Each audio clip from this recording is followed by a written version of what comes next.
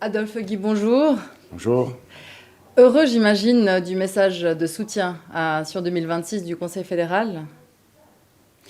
Moi, je suis un partisan des Jeux Olympiques. La Suisse a besoin de se démontrer, au monde entier qu'elle est capable d'accepter des grands projets et de les réaliser. Vous avez douté du soutien du Conseil fédéral, on ne sentait pas très chaud, hein. Moi, je n'ai pas suivi la conférence de presse, je ne peux pas juger. Mais il y avait des hésitations avant. Naturellement, il faut l'enthousiasme, il faut l'engagement total, il faut se vouloir faire ces Jeux. Autrement, on ne passe pas, il y en a d'autres qui prennent les Jeux. Mais tous les feux sont au vert, hein. Si le scrutin passe, si le scrutin valaisan, si le scrutin suisse peut-être passe, a priori, la Suisse devrait avoir les Jeux. Et pourtant, on n'a jamais autant douté de ces Jeux. Qu'est-ce qui a changé en 10 ans? Plusieurs choses. D'abord, le problème du sport mondial. Hein. Deux, le problème du CIO avec le problème de dopage, les coûts qui ont explosé à Sochi, le fait que les fonctionnaires du CIO ne sont pas sans faute, pour ne pas dire plus. En plus, le sport mondial, j'ai déjà dit au commencement, qui est je dirais pas en crise, mais quand même aussi le problème du football, FIFA, et je dirais aussi les sommes de transfert. Le peuple ne comprend tout simplement pas que les dirigeants sont pas même de corriger le tir. Il faut aussi, en l'intérieur du CIO, un ménage. Il faudrait renouveler le CIO et toutes ces grandes organisations. Certainement, si vous posez la question ainsi, je dirais oui, parce qu'il y avait la période de Samaranch, là, il a fait en quelque sorte le nettoyage, mais il n'est pas allé, disons, au fond. Ensuite, il y avait la période de Roque. Moi, je dirais pas grand-chose s'est passé. Maintenant, on a des nouveaux problèmes. Je viens de dire corruption, dopage, problème des Russes, problème de Sochi, etc., etc. Et vous savez, le peuple ne peut pas suivre, ne peut pas comprendre ça. C'est la raison pour laquelle il faut un monument. Mais est-ce que justement on peut avoir confiance dans le CIO tel qu'il est actuellement? Écoutez, on n'est pas forcé d'organiser les Jeux. On a une chance. On peut se mettre sur les rangs des candidatures, ou bien on peut se dire, nous laissons ça aux autres. C'est les autres qui doivent le faire. Mais je pense que c'est dans l'intérêt du CIO que la Suisse organise les Jeux. C'est dans l'intérêt du CIO, mais est-ce que c'est dans l'intérêt de la Suisse d'organiser ces Jeux? Jusqu'à présent, ils nous ont donné les Jeux 28, après Première Guerre mondiale. Il ne faut pas oublier, personne ne voulait les Jeux. La Suisse a organisé les Jeux 48, quand personne ne voulait les Jeux, après Deuxième Guerre mondiale. Et la Suisse mériterait de nouveau avoir la confiance du CIO. La Suisse mériterait de pouvoir montrer au monde entier qu'elle est capable d'organiser ces Jeux d'une façon correcte, dans l'idée olympique, pour assurer la suite. Regardez ce qui se passe pour les Jeux d'été. On a donné maintenant les Jeux à Paris et en même temps à Los Angeles, parce qu'on n'avait plus de candidats. Alors il fallait assurer un avenir pour 20 ans, pratiquement. Et ça montre que le CIO a des problèmes, que l'idée olympique ne passe plus auprès de la population. Regardez ce qui s'est passé il y a quelques jours en Tyrol. Autriche, qui ne veut pas les Jeux. Tyrol, qui ne veut pas les Jeux, qui a eu les Jeux 2 fois. Les cloches d'alarme devraient sonner.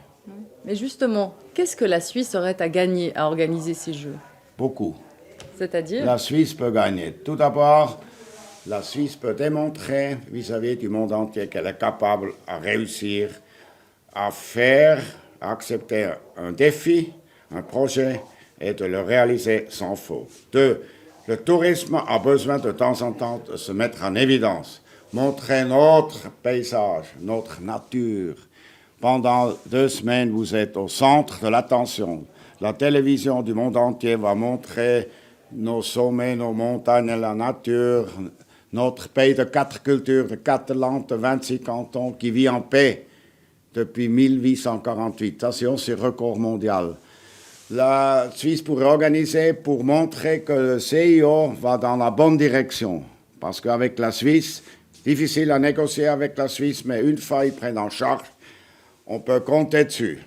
Ils font du bon travail. Pékin, les Jeux d'hiver. Je n'ai jamais vu un tremplin à Pékin. Je n'ai jamais vu une piste de descente à Pékin. Je n'ai même pas vu une piste de fond et ils ont les Jeux. Mais parce que Et après les Jeux d'été, ils vont aussi à Tokyo. Alors, on a une grande chance, mais il y a quand même encore d'autres qui vont se mettre sur les rangs. Et je pense, c'est aussi dans l'idée du comité olympique, qu'un pays démocratique comme la nôtre assure les Jeux. Mais est-ce qu'on a encore besoin de ces grandes confrontations, justement, internationales? Oui, je pense. Je pense parce que ça nous montre, ça nous donne la possibilité de démontrer ce que la Suisse est, ce que la Suisse est capable de faire. Vous savez, de temps en temps, il faut montrer ses atouts. Mais est-ce qu'on ne pourrait pas faire comme les championnats du monde, justement, imaginer faire, je ne sais pas, la descente olympique, par exemple, à Crans-Montana, et puis les championnats de patinage à Stockholm. Pourquoi ce besoin de confrontation entre nations? On pourrait dire, on Est-ce que se c'est pas concentre dépassé? uniquement sur des championnats. Non, mais olympique, mais sur plusieurs nations. Pourquoi est-ce qu'une confrontation politique... Mais c'est les Jeux olympiques, c'est quand même encore en dessus de ces championnats du monde. C'est la jeunesse du monde entier qui se rassemble, qui fait la compétition. C'est une publicité avant et après les Jeux, quand on les fait sans faute, bien organisé. C'est quand même encore plus important pour un pays de pouvoir organiser les Jeux olympiques d'hiver. Jeux olympiques d'été, on ne peut pas les faire en Suisse, ça c'est pas possible. Mais les Jeux olympiques d'hiver, ça serait quelque chose, c'est à notre mesure, c'est à notre possibilité, c'est faisable. On dit que bientôt il n'y aura plus de neige en dessous de 2000 mètres. À quoi ça sert d'investir justement dans des infrastructures qui, dans 10, 15, 20 ans, seront Chère à madame, mettre à la poubelle? on peut toujours trouver des mais. On peut toujours dire oui, mais. Et le mais est tellement fort que ça neutralise les mots positifs. Moi, je ne suis pas de cette taille, moi, je ne suis pas de cette façon. Moi, je suis pour les Jeux, mais si on les veut, il faut aller à fond, il faut de l'enthousiasme, il faut la volonté, il faut se distinguer des autres candidatures. Voilà. Oui, mais Monsieur Guy, vous êtes d'accord, aujourd'hui 1 milliard d'argent public, c'est beaucoup. C'est beaucoup quand on parle justement de réforme des retraites, quand on parle justement de restructuration et de se serrer la ceinture sur tous les plans. C'est beaucoup pour la population d'accepter ça, pour un projet pareil. Le peuple peut dire oui ou non, le Parlement peut dire oui ou non. Le peuple, il devrait se prononcer, le peuple suisse, selon vous? Non, moi, je ne pense pas. Le peuple ne devra pas se prononcer, c'est dans la compétence du Parlement et du Conseil fédéral. Et monsieur, je pense, le Conseil fédéral Parmelin l'a clairement expliqué pourquoi. Là, il ne faut pas penser à un référendum, il faudrait d'ailleurs changer les règlements. Vous repartiriez, vous étiez monsieur Sion 2006, vous réengageriez avec le même enthousiasme aujourd'hui si on vous demandait? Je suis pour, avec le même enthousiasme, mais je ne m'engage plus. Qui pourrait faire l'affaire aujourd'hui pour C'est porter pas à moi ce de projet? demander qui sera, mais je constate en Suisse allemande, le Conseil aux États Stöckli s'engage à fond, même contre son parti, les socialistes, et je constate aussi que Maître Rocha s'engage à fond aussi. Alors, jusqu'à présent, ils n'ont pas fait de faute.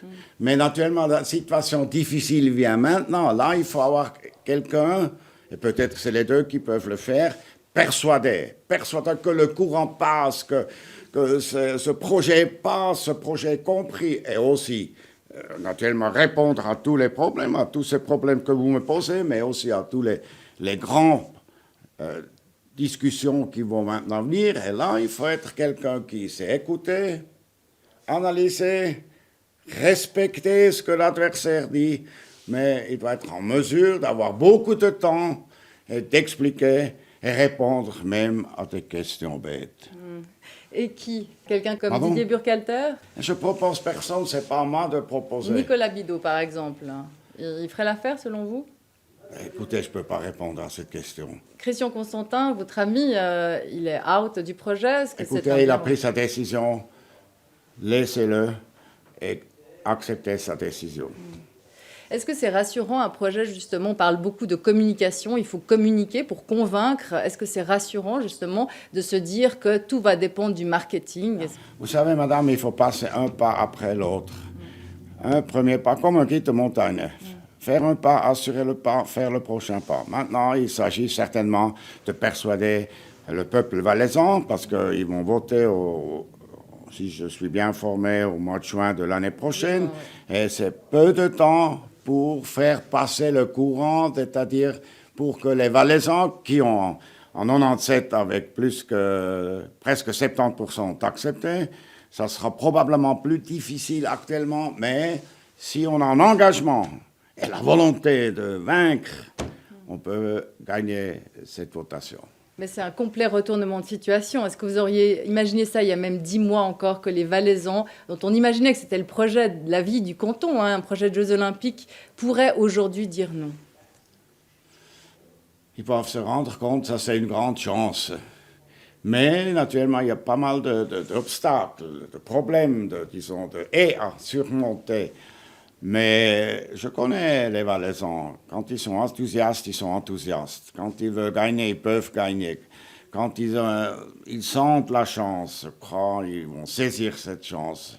Vous savez, le Valais a besoin aussi vis-à-vis du reste de notre confédération de se mettre en évidence, de se mettre, disons, dans une situation un peu hors du commun. Et les Jeux olympiques d'hiver 2026 pourrait être un tel cas, pourrait montrer que les Valaisans vis-à-vis des autres de la Suisse, alémaniques et romans, et tessinois et romans, ils ont cette capacité de gagner, ils ont cette capacité d'accepter un défi, et ils ont cette capacité de réaliser d'une façon très positive un grand projet. Et quelle confiance on peut avoir aussi dans la tenue des budgets, hein? Tous les Jeux Olympiques jusque-là ont dépassé. Comment est-ce que cette fois on pourrait croire que ça se passera? C'est juste que vous dites que l'argent joue un rôle très important. Et là, il faut être très clair. Il faut pouvoir répondre à des questions. Deuxièmement, c'est la sécurité qui a aujourd'hui une plus grande importance qu'il y a 10 ans, même il y a 5 ans. La nature, l'environnement, question d'environnement. Là, il faut être très sensible, il faut savoir comprendre les opposants, que là, il faut faire très important. Moi, je dirais c'est les 3 les plus grands défis. 1, c'est les finances. 2, c'est la sécurité. Et 3, garder la nature. Généralement, justement, les collectivités profitent de ça, hein, pour faire passer des projets d'infrastructures très chers. Comment est-ce que les Valaisans, en particulier, pourront être sûrs qu'ils auront un budget tenu? Dès le commencement, il faut gérer ce budget. Vous savez, j'ai quelques expériences avec la LLFON. Je savais exactement quelle structure il faut mettre en place pour qu'il n'y ait pas un éclatement de budget. Il faut maintenir le budget et il faut tout faire pour qu'il n'y ait pas un dépassement du budget. Ça, c'est très important. Et jusqu'à présent, comme vous le dites, les Jeux olympiques de Sochi, c'est le plus mauvais exemple, n'est-ce pas? Les Jeux olympiques de Rio, c'est un mauvais exemple, etc. Il faut naturellement aussi savoir tirer les conséquences de ces mauvais exemples. Un contrat de confiance entre les gouvernements et la population? Pour dire, en tout cas, les gouvernements, c'est-à-dire la Confédération, doit faire son travail à ce que le budget, leur budget, puisse être maintenu. Et le canton du Valais, on parle de 60 millions qui devraient mettre à la disposition du canton du Valais pour citer l'exemple. Il va aussi faire le nécessaire parce que ce montant que le peuple valaisan va dire oui ou non, que là, avec rigidité, ce budget est respecté. Bon, la sécurité aussi, hein, c'est vrai que maintenant on voit que n'importe quelle manifestation, la Coupe de Suisse à Genève, ou même récemment des manifestations culturelles comme les Géants toujours à Genève, ça nécessite une telle mobilisation policière qu'on est presque à 1 million et quelques par jour sur un site. Et donc là, quand on multiplie les sites, on n'ose pas imaginer. Madame, à vos questions vous faites peur. vous faites peur. C'est clair qu'on doit trouver une solution à ces problèmes. C'est clair que ces problèmes que vous venez de les citer se posent. Mais ça devrait aussi être clair qu'on est capable de maîtriser ces problèmes, qu'on a la volonté de trouver des solutions, madame. Ça, c'est important. Autrement, on peut laisser aux autres qu'ils organisent. Et eux, par ça, ils se profilent. Ils sont capables à faire d'autres choses. Vous savez, le monde est quand même une concurrence. De temps en temps, il faudrait aussi démontrer nos capacités. Et on a quelques capacités que les autres n'ont pas encore. Mais si nous faisons toujours on laisse aux autres, alors c'est pas cette façon des Suisses. Alors la Suisse est capable de faire des grands projets. Mais naturellement, il faut motiver, il faut demander à tout le monde de s'aligner, il faut les encourager, il faut leur expliquer, il faut répondre à beaucoup de questions. Mais il faut avoir un but clair et net. Et derrière ça, il faut avoir une volonté d'y arriver. Est-ce que vous trouvez que la Confédération en fait assez pour le sport d'élite aujourd'hui? On a fait beaucoup de progrès ces derniers temps. Moi, j'étais quand même presque 4 ans et demi, j'étais responsable pour le sport. On a fait beaucoup. Et Uli Maurer a continué à faire beaucoup. Mais est-ce que vous trouvez normal que des skieurs, justement, comme Daniel Yule ou Justin Morisier, justement, ne bénéficient pas de subventions, doivent se débrouiller plus ou moins par eux-mêmes, et qu'en même temps, on parle d'1 milliard à consacrer aux Jeux Olympiques? On ne peut pas comparer. S'ils font les podiums, les messieurs que vous venez de citer, ils gagnent beaucoup de l'argent. Ceux qui font la course d'orientation, c'est vraiment quelque chose, là, il faut s'entraîner à fond et ils gagnent presque rien. Ou bien on aime le sport et on est prêt à s'engager et il ne faut pas toujours aux footballeurs qui gagnent des millions, hein, pour ne pas dire des milliards, et encore des compétiteurs, des hommes et des femmes qui s'engagent pour un sport comme le sport d'orientation, qui ne gagnent pas de l'argent, mais qui ont le plaisir de faire ce sport. Et qui font le sport avec le cœur. C'est la raison, si on veut les Jeux, il faut organiser avec le cœur. Il faut organiser avec la volonté d'y arriver, avec la volonté de réussir.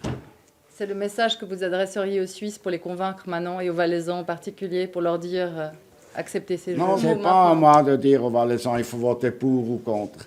Moi, je présente comme Adolphe Guy mon point de vue, je réponds à vos questions, c'est à prendre ou à laisser. Je vous remercie beaucoup, Monsieur Guy.